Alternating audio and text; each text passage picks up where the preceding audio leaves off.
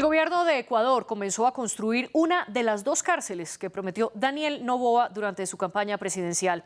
El 21 de junio anunció el inicio de las obras del centro penitenciario en Santa Elena, una provincia costera en el suroeste del país. El Servicio Nacional de Atención Integral a Personas Privadas de la Libertad, el SNAI, que normalmente controla las prisiones, afirmó que la nueva cárcel tendrá espacio para 800 presos, cuando 3 megacárceles que ya existen en Ecuador tienen entre 7.200 y casi 5.000 cada una, según el mismo organismo. Veamos más de esta cárcel en el siguiente informe. Más cárceles para Ecuador. El presidente ecuatoriano Daniel Noboa llegó a Santa Elena, en el sureste del país, para inaugurar una megacárcel donde pretende encerrar a criminales peligrosos.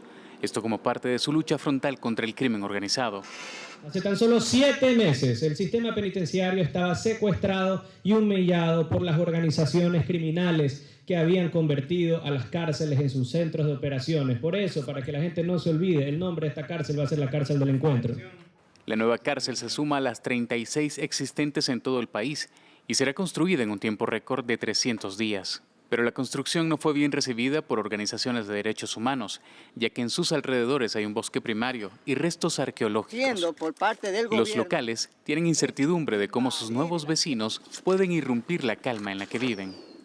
Que es una amenaza para nuestra familia, para nuestras comunidades, porque solo han generado, y el país lo sabe, conocemos, que solo han generado violencia.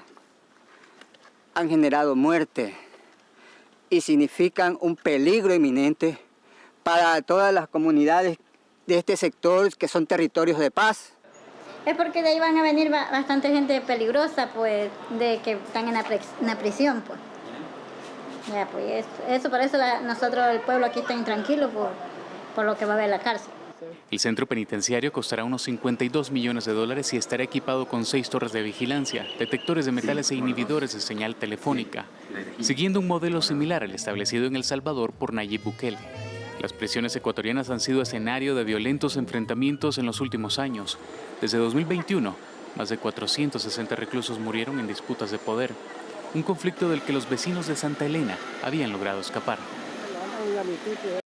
Esta prisión, además, es una prueba de la mano dura con la que Noboa quiere enfrentar a las pandillas en Ecuador, un modelo que muchos comparan con el de Nayib Bukele en El Salvador. El mismo modelo que ahora el presidente Javier Milei afirma que quiere replicar en Argentina y por el que Patricia Bullrich, la ministra de Seguridad del país, viajó a San Salvador. ¿Qué tanto se puede repetir el modelo Bukele en otros países de América Latina? ¿Y son las megacárceles la solución al conflicto armado de Ecuador? Ese es el debate de hoy. Para eso tenemos a 2 invitados. En Quito está María Dolores Miño, abogada, docente en la Universidad Internacional de Ecuador y directora del Observatorio de Derechos y Justicia. Y desde Sangolquí, también en Ecuador, nos acompaña el general Wagner Bravo Jaramillo. Él es exsecretario de Seguridad Pública y del Estado. Gracias a los dos por acompañarnos y antes de comenzar la discusión, los invito a que dejen sus comentarios en las redes sociales, donde estamos como @France24-ES. También pueden escribirme a mi cuenta personal, que es @mariaclaguirre. Y los invito a que nos escuchen a través de Apple Podcasts, Spotify, Deezer y TuneIn, donde encontrarán más debates de France 24. María Dolores Miño, bienvenida a este programa. Comencemos por entender concretamente la situación de Ecuador. ¿Quiere o no Noboa replicar el modelo de Bukele con esta creación de la cárcel? Buenas tardes, muchísimas gracias por la invitación. Aparentemente el modelo Bukele es un modelo que políticamente funciona, electoralmente parece ser que también funciona y esto no ha sido pasado por desapercibido por quienes están ahora en el poder, no solamente en Ecuador, sino en otros estados en la región, pero especialmente presidentes como Daniel Noboa, que además de estar en el cargo ahora, también está a puertas de un nuevo proceso electoral donde planea reelegirse. Entonces es evidente que este tipo de discursos de populismo penal, donde se exacerba tanto la mano dura como la utilización de fórmulas que no descarto que podrían ser necesarias en ciertos escenarios, pero que no apelan en realidad a la construcción de una política pública carcelaria y de seguridad pensada, diseñada a la luz de las necesidades de Ecuador, sino un poco alimentar este populismo penal de cara a favorecer los resultados electorales y en un contexto donde además el presidente y su equipo cercano de colaboradores han tenido varias situaciones de impases, de errores, que si bien no le cuesta todavía políticamente en las encuestas, sí empiezan a evidenciar un deterioro. Entonces, lejos de yo creer que esto es una iniciativa que tiene como lógica la construcción de una política de seguridad constitucional, estudiada, integral, más bien parecería ser que es algo que responde a la urgencia electoral que tiene ahora Daniel Noboa. Y en esa misma línea de que esto es una respuesta a lo que usted denomina como urgencia electoral, quiero preguntarle qué se conoce de la otra cárcel que Noboa habló en su campaña electoral y de la que en enero presentó los planes ya aprobados para la construcción, porque además de mostrar esos planos de Santa Elena, que es la cárcel de la que estamos hablando hoy, también se había aprobado la construcción de otra prisión en Pastaza. ¿Qué está ocurriendo con esto, María? Hasta lo que sabemos no hay más que aquellos anuncios que usted bien conoce y que los acaba de mencionar. No se sabe si se irán a iniciar procesos de ya construcción efectiva alrededor de estos centros penitenciarios, pero parecería ser que un poco estos anuncios responden, insisto, no a cuestiones que pretenden ejecutarse en un futuro inmediato, sino un poco ofrecimientos que se le hace a la ciudadanía, de cara a que la ciudadanía con justa razón está asustada por los procesos de incremento de violencia en el país, ¿no? Entonces, veremos qué ha pasado con estos otros ofrecimientos, pero por el momento parecería ser que el único es este más reciente que ya estaría en ejecución de manera concreta. Solamente una aclaración para nuestro público, y es que aunque el general Wagner Bravo está conectado con nosotros, su micrófono está presentando fallas y por eso no podemos escucharle, y hasta que no arreglemos estos problemas técnicos de su servidor no podremos hacerle la pregunta a él. María, quiero volver entonces con usted, sobre todo para entender la denominación de conflicto armado interno, que fue la declaratoria que hizo el presidente Noboa desde enero de este año y bajo la cual ha argumentado todas sus acciones en materia de combatir a esas bandas criminales. Sin embargo, la Corte Constitucional ya ha declarado inconstitucional 2 estados de emergencia o 2 estados de excepción que había dicho el presidente Noboa, primero en 7 provincias y luego, primero en 5 provincias y luego en 7, y la Corte dice que son inconstitucionales porque el gobierno no ha podido demostrar que en efecto hay un conflicto armado interno. ¿Lo hay o no dentro del país, María? Así es, y tenemos que entender que la calificación del conflicto armado en sus diferentes denominaciones no depende de la normativa interna, sino más bien de la normativa internacional de los tratados de los cuales Ecuador es parte. En este caso específico, la calificación de lo que corresponde a un conflicto armado interno se encuentra establecido en el artículo 1 del Protocolo Adicional 2 de los Convenios de Ginebra, que claramente establece una serie de requisitos concurrentes que tiene que observarse. Por ejemplo, el tema del nivel de organización de las bandas que les permita ejercer un control efectivo en parte o en todo o en parte del territorio y desde ahí realizar operaciones militares, que no es lo mismo que actos de delincuencia, operaciones militares concertadas y coordinadas. Y en realidad, si bien podría quizás la situación ecuatoriana caer al menos satisfacerse, digamos, del primer supuesto del artículo 1 del Protocolo Adicional 2 con respecto al nivel de organización de estas bandas, el que tengan una línea de mando, cierto nivel jerárquico, que puedan tener un cierto nivel de coordinación interna, parecería que no se satisfacen los otros 2 criterios del protocolo, que es especialmente el tener control efectivo de una parte total o parcialmente del territorio, y el tema de las operaciones de carácter militar. Y yo creo que esto sí hay que explicar, el hecho de que grupos de delincuencia organizada sean capaces de dar golpes de carácter delincuencial, de carácter de delincuencia organizada, no se puede asimilar a actos o actuaciones de carácter militar.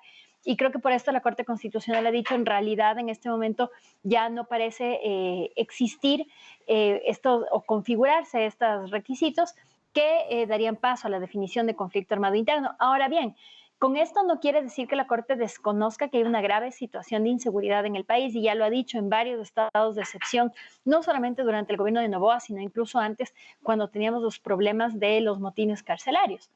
Sí. Lo que le está diciendo la Corte Constitucional al presidente Noboa es: usted tiene que construir decretos ejecutivos de excepción que, donde los hechos y el derecho compatibilicen. Es decir, las razones por las cuales usted, presidente, va a declarar un estado de excepción tienen que ser consistentes con la realidad. Y la realidad del Ecuador es que si bien estamos en una situación que podría caracterizar, por ejemplo, una situación de grave conmoción interna, que nuestra Constitución establece esta causal, no es así con respecto a otra causal que es conflicto armado, cuyos requisitos, insisto, no se han verificado. Entonces, solamente porque hay, al menos al interno de Ecuador, este rumor, por decirlo así, de que la Corte Constitucional un poco estaría del lado de los delincuentes o estaría impidiendo al Ejecutivo tomar medidas, y en realidad esto no es cierto. Lo que la Corte le dice es, mire, no hay conflicto armado en la definición desde el derecho internacional, pero de todas maneras hay una situación de urgencia que usted tiene el deber y la facultad de responder y atender para salvaguardar la seguridad de la ciudadanía. María, ahora sí le doy paso y también la bienvenida a este programa al general Wagner Bravo Jaramillo. Gracias por conectarse con nosotros aquí en France 24. María Dolores explicaba que esto, la creación y la construcción de esta nueva cárcel en Santa Elena responde más a un acto populista de una emergencia electoral que a otra situación de seguridad. ¿Qué le responde usted, general? Buenas tardes, María Clara. Buenas tardes a María Dolores. A ver, lo que tenemos que entender es que el Ecuador vive un alto índice de violencia y que no es solamente por la declaración del presidente de un conflicto interno armado.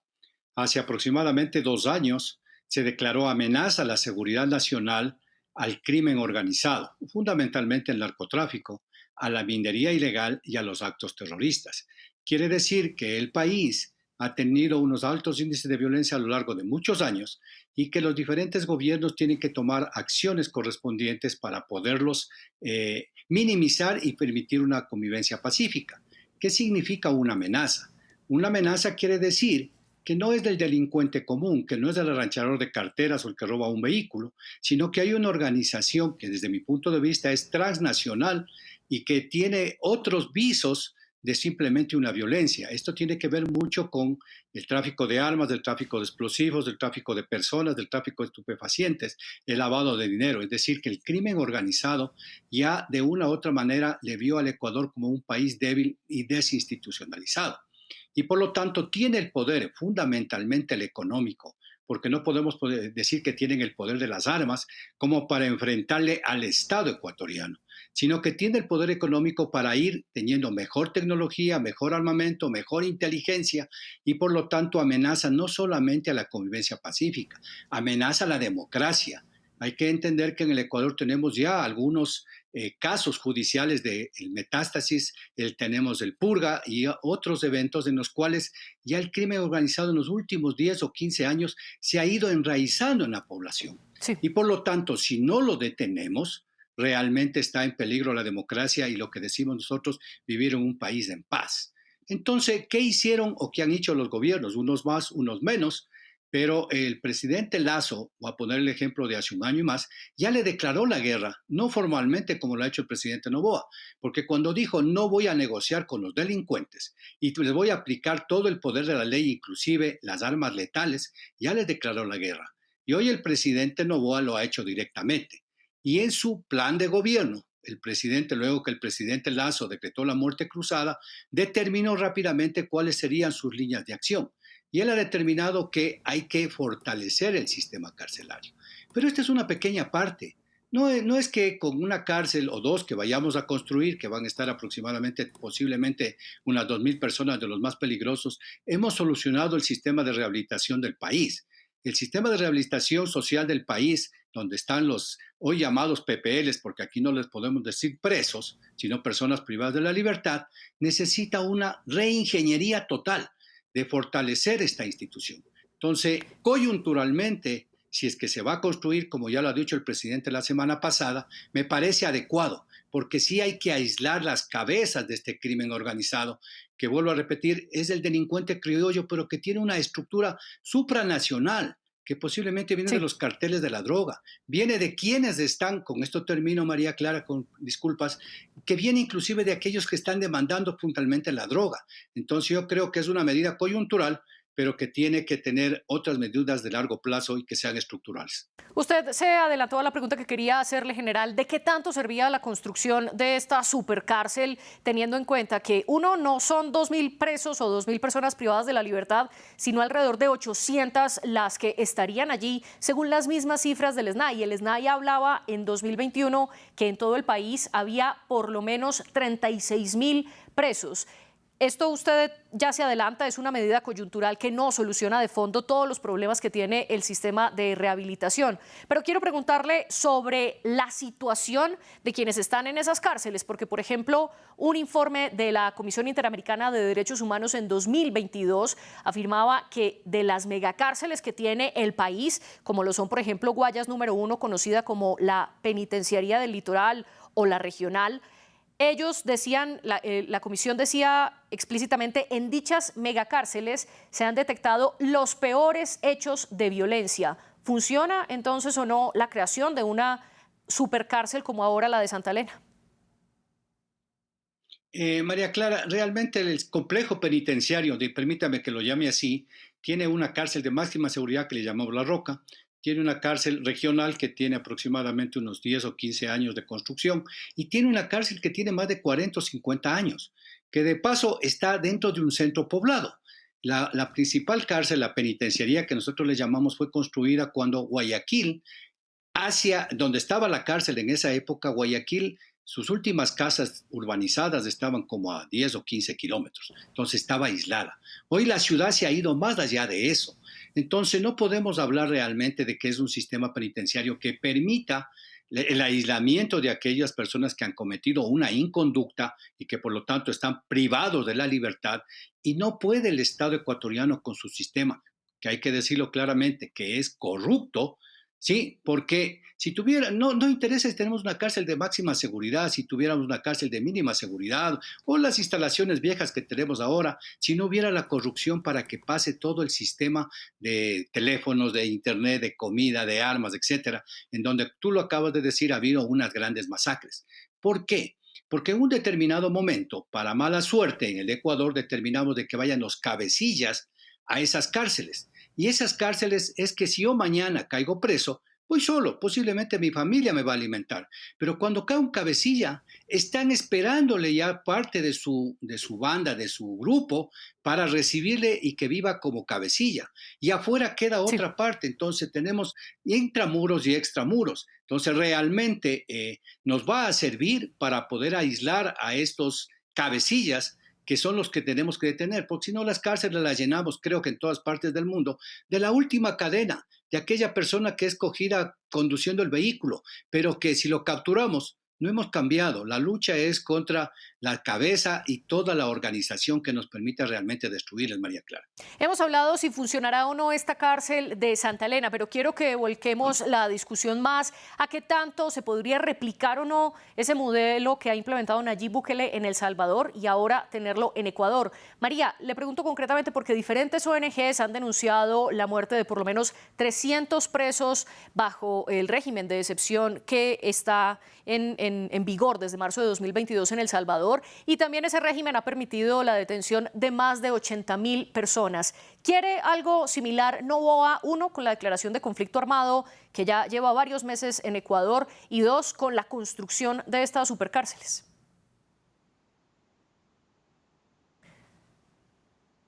María, no la estamos escuchando, creo que ha desactivado su micrófono. Sí, ¿ahí me escuchan? Ahora sí, adelante. Listo. No, como les decía, bueno, también saludar al general Bravo, que no estaba al principio con nosotros. Es un gusto compartir el panel con él. Yo suscribo con muchas cosas de las que él ha dicho. Creo que, insisto, creo que replicar fórmulas, hacer estas transmutaciones, transpolaciones de un estado a otro, no es una fórmula adecuada, porque cada país tiene una historia distinta, tiene una realidad distinta, y la realidad de Ecuador ciertamente difiere mucho de la realidad salvadoreña. Cierto es que podemos encontrar algunos puntos de convergencia, pero el fenómeno no es igual, y por lo tanto creo yo que es un error darle una respuesta idéntica o trasladar, digamos, acciones o planes que han sido efectivos en otro país, y esto yo también lo cuestiono, ¿no? A nuestro país. Lo cuestiono porque desde, por ejemplo, organizaciones de derechos humanos, como usted bien decía, se cuestiona mucho si estas actuaciones a la luz de controlar la delincuencia dentro de El Salvador, primeramente son o no compatibles con el derecho internacional de los derechos humanos, que ya no es, yo sé que a muchas personas no les gusta escuchar de esto, les parece que es algo como extraño, pero hoy por hoy, al menos en Latinoamérica, creo que es claro que los estados que han ratificado instrumentos internacionales de derechos humanos tienen que adaptarlos, incorporarlos y hacerlos realidad dentro de todas sus gestiones, incluyendo la política pública de seguridad. Ya no es algo que se puede evadir, ya no es algo que se puede relativizar, es una obligación del Estado, se tiene que cumplir, así a algunas personas no les gusta, esto en primer lugar. Y a la luz de esto, entonces, hay una serie de cuestionamientos desde el derecho internacional de los derechos humanos, tanto organizaciones internacionales como organizaciones de la sociedad civil a nivel internacional, que cuestionan la fórmula de seguridad Bukele por considerarla incompatible con estas obligaciones estatales en materia de derechos humanos. Y esto no quiere decir que a las personas privadas de la libertad, especialmente delincuentes peligrosos, haya que darles algún tipo de trato privilegiado, ni que se les deba perdonar sus delitos de ninguna manera, pero sí las condiciones carcelarias tienen que ser mínimamente compatibles con cosas básicas de la dignidad humana, o sea, que no haya tratos crueles, inhumanos y degradantes, que tengan comida, que sean lugares más o menos higiénicos, que puedan tener un poquito de sol, etcétera. Esto no es mucho pedir, ni de ninguna manera es de alguna manera apoyar la delincuencia ni premiar la delincuencia, ¿no? Pero hay estas fórmulas que a veces suenan en El Salvador y que empiezan a repetirse también en Ecuador. Sí. Entonces, creo yo que atiende más a este afán de replicar una fórmula que se cree exitosa, y digo que se cree exitosa porque además medios de comunicación salvadoreños, y estoy hablando específicamente del Faro, en varias notas de prensa ya han dado cuenta de posibles vínculos entre el gobierno de Nayib Bukele y ciertos grupos de delincuencia organizada con quienes parece haber pactado en perjuicio de otras bandas. Entonces, creo que todavía es prematuro decir si la fórmula salvadoreña será la adecuada para combatir la delincuencia, frente a todas estas denuncias de que en realidad no hay un combate a la delincuencia, sino una suerte de pacto con ciertos grupos delincuenciales para crear una apariencia de control de la seguridad. Entonces, ante todo esto, replicar una fórmula que está tan cuestionada desde el plano de los derechos humanos, que incluso en su efectividad está cuestionada porque no sabemos si lo que reduce la delincuencia es la mano dura que se ha implementado en El Salvador o quizás otros arreglos de los cuales no hay conocimiento, pues me parece que sería inoficioso, y sobre todo porque Ecuador es un país que, a diferencia de otros países de la región y con todos los problemas que tenemos, creo que mayormente no hemos tenido graves problemas de Sí. derechos humanos, afortunadamente, y que esto se debería mantener. Es decir, si nosotros tenemos un problema de seguridad que es innegable, que se tiene que atender, que el Estado debe combatirlo, no deberíamos estar buscando la salida en otros países y peor en otros gobiernos que ya están altamente cuestionados desde el estándar democrático, digamos así, sino busquemos nuestras propias soluciones. Yo creo que en María. Ecuador podríamos diseñar una política pública que sea efectiva para el combate a la delincuencia sin atropellar derechos humanos. Redondeando, usted dice que no es probada todavía el modelo Bukele ni su funcionamiento en El Salvador y que replicar ese modelo de la misma manera en Ecuador sería un error. General, ¿usted qué le responde? No estamos replicando. Yo creo que también comparto con lo que dice María Dolores. El Ecuador tiene sus propias características. Que seamos países hermanos, que hablemos de Hispanoamérica, que hablemos de español, no quiere decir que somos iguales. La realidad que cada uno de los países tiene son diferentes. Solo con el ejemplo que en el Ecuador nosotros no vamos a terminar el crimen organizado mientras no se elimine las plantaciones de hojas de coca de Colombia, de Perú y de Bolivia. Estamos en un sándwich.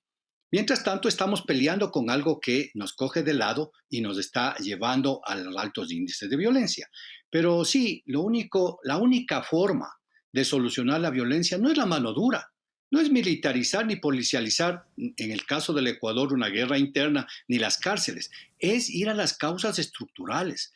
Hay que eliminar la desocupación, la parte económica, la salud, la educación y muchos otros aspectos que le obligan al ciudadano a entrar en estos casos. Y fuera de todas esas causas estructurales que tiene el Ecuador, también lo que yo digo, nuestros vecinos. Nosotros no tenemos una política regional que nos permita ir eliminando y desechando las plantaciones de hojas de coca. Tienen cerca de 220,000.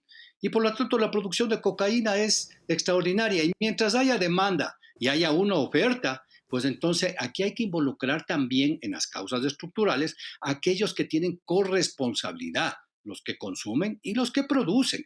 Por un caso. Lo que sí estamos claros es que nuestra constitución es demasiadamente garantista. Es una constitución de derechos, no es de derecho, es de derechos. Todo el mundo tiene derechos, incluidos los señores que están privados de la libertad porque cometieron una inconducta. Pero en un determinado momento, siendo el Estado el responsable del bien común, hoy y cerca de 18 millones de ecuatorianos, y del bien común de las personas privadas de la libertad de los 40.000, hay que hacer un balance, el bien común. Eso no quiere decir que vamos a replicar lo que está haciendo el señor Bukele en El Salvador, que puede ser exitoso para El Salvador, pero yo recuerdo que yo estuve en el 2008 en El Salvador. Ya tenían problemas de seguridad nacional con las maras. Lo que está haciendo él es eliminando de una u otra forma la conducta de estas maras para poder organizar y tener una vida pacífica en el Ecuador. Nosotros tenemos un problema de gran tráfico de estupefacientes, sí, que eso conlleva todo lo que ya he dicho. Entonces, en un determinado momento, si nosotros vamos a poner, como digo, temporalmente una cárcel de alta seguridad, hay que ir a institucionalizar el país. Le estaba viendo, con esto termino, María Clara, un segundo nada más, que en El Salvador tampoco hay una agilidad en la justicia para determinar si una persona es o no es culpable. Porque si no, tenemos gente en el interín que no se sabe si es que se va a quedar o se va a ir. Pero también veo ahí 219 años de cárcel. Entonces, el Ecuador es responsable. ¿Qué es más responsable? Que haya 300 o 400 personas asesinadas, masacradas en las cárceles, porque bueno, fuera que están asesinados, porque hay Sí. No son piadosos, y eso con el bien común de los ecuatorianos, ni tanto ni cuanto, hay que respetarnos unos y otros, y creo que podríamos ir encontrando la fórmula mejor para pacificar al Ecuador y las cárceles, María Clara. Y dentro de esas soluciones que usted habla, plantea una política regional, ya que, como bien lo explica, el problema del narcotráfico no es solo de Ecuador, y de hecho Ecuador es una quizás de las cadenas finales de ese narcotráfico, como usted bien lo explica. María, pero ¿qué ha dicho Noboa al respecto? ¿Ha planteado ideas de una política regional o quizás se ha concentrado más en esa mano dura interna? Se ha hablado especialmente desde Cancillería, y entiendo yo que han habido incluso reuniones alrededor de esto, de la necesidad de ir articulando con otros estados de la región. No tengo conocimiento de algo ya concreto, pero es algo que ya se venía incluso hablando desde la época del presidente Lasso, y un poco es consistente con las obligaciones que tiene Ecuador, no solamente porque Ecuador ha ratificado instrumentos internacionales de muchas materias, y también ha ratificado estos instrumentos en materia de combate a la delincuencia organizada, combate al terrorismo y combate al narcotráfico. Y un eje transversal de todos estos últimos instrumentos es que no se trata de problemas que tienen que abordarse desde lo nacional, sino más bien desde lo transnacional, y que se tienen que tender puentes y se tienen que generar estrategias conjuntas para abordar un fenómeno que es transnacional. Muy poco podremos hacer nosotros, como bien decía el general, si por ejemplo en Colombia no se hace algo para erradicar la proliferación de los grupos de delincuencia organizada que terminan pasando nuestras fronteras, si no se logra, por ejemplo, combatir la oferta en Europa que hace que nosotros seamos un país de envío, no tanto de producción, pero sí de envío. Entonces, no se sabe cuáles son los planes a mediano o largo plazo que tiene el gobierno de Daniel Noboa para generar esas articulaciones, más allá de que siempre se dice que hay la voluntad de hacerlo. Y tiene que ver con esa política transnacional general el hecho de que, por ejemplo, la ministra de Seguridad de Argentina, Patricia Bullrich, viajó a El Salvador a visitar el SECOT, que es esta megacárcel que construyó Bukele para tener a cerca de 40.000 presos, y ahora el presidente Javier Milei dice que quiere replicar ese modelo de seguridad en el país. Y de hecho, recientemente la misma ministra designó a Alejandra Monteoliva como secretaria de Seguridad de la Nación. Esto es el segundo puesto más alto en la cartera de seguridad del país, y ella fue consultora en Honduras y en El Salvador con la construcción del modelo Bukele. ¿Cómo interpretar esto? Bueno, lo que tenemos que ver es que, como había dicho anteriormente, el problema no es solamente del Ecuador. Igual que ustedes, he tenido algunas entrevistas y Perú está igual, Colombia está igual. Colombia está entrando en la segunda conversación con las famosas FARC de la Marquetalia. Quiere decir que el problema de 60 años, supuestamente con la paz de las FARC, no se solucionó. Estamos entrando en problemas en Chile y ya lo está teniendo Argentina. Pero de lo que vi en Argentina, hay un sistema de prisiones que es provincial, que serían en el Ecuador las cárceles que tenemos de mínima seguridad en cada provincia, y que alguna vez queríamos hacerles cargo a los señores alcaldes, para que allá no vayan los delincuentes, sino el delincuente de alta peligrosidad, sino el delincuente común. Pero la federal, según veo en la ciudad de Buenos Aires, ya está igual que nuestra penitenciaría, rodeada de la ciudad. Entonces, lógico que lo saquen. No sé si porque hay que ver si es que algo está funcionando en El Salvador, vamos a hacerlo si tenemos la necesidad imperiosa de sacar a la cárcel del centro de Buenos Aires para ponerlo lo más alejado posible. Si es que eso es así y ellos están copiando, pues habrá que ver. Pero le cuento a María Clara que el año pasado nosotros ya comenzamos a pensar en esto, porque hay que reestructurar el sistema. El sistema de rehabilitación social, no de tener a las personas en la cárcel, tiene que funcionar. Y para eso la Ley de Seguridad Pública y del Estado en el Ecuador creó el Consejo de Seguridad de Política Criminal, de tal manera de que vayamos hacia la prevención, no vayamos al uso ya final de la fuerza o a meter a presos a las personas, sino a ver cómo podemos prevenir, y allí es responsabilidad de todo el Estado. Pero en un determinado momento, si es que lo que le está funcionando bien a El Salvador nos puede funcionar bien, qué bueno, porque para eso hay los analistas nacionales. Pero con esto termino. El año pasado nosotros ya estábamos buscando inclusive el análisis de privatizar. Y enseguida comienza la parte de que es que los derechos humanos no va a permitir porque esto es un deber del Estado y el Estado no lo puede privatizar. Pues es nuestra realidad. Tenemos que acoplarnos a lo que nos está viviendo. Posiblemente muchas de las leyes de los países latinoamericanos están obsoletas y están quedadas. Y, sin embargo, en el caso del Ecuador, cerca de 300 muertos masacrados es responsabilidad del Estado. Sí. Siendo el presidente el responsable, él va a tener que rendir cuentas en un determinado momento. ¿Lo hace o no lo hace? Posiblemente se equivoque o no, pero yo creo que coyunturalmente, porque esto tiene diferentes fases, en una primera fase, como se está haciendo el conflicto interno armado, me parece adecuado, pero hay que ir a la segunda fase. Y con esto termino. Hay que construir el sistema de seguridad nacional, que en el Ecuador fue destruido como hace 15 años. Usted hablaba de una balanza entre esos derechos humanos y la privatización de las cárceles, y previamente había afirmado que la Constitución de Ecuador es muy garantista con los derechos de las personas privadas de la libertad. María, ¿es ese el problema de Ecuador? En realidad no, estas son como estas fórmulas que empiezan a repetirse y se vuelven un poquito gastadas y trilladas.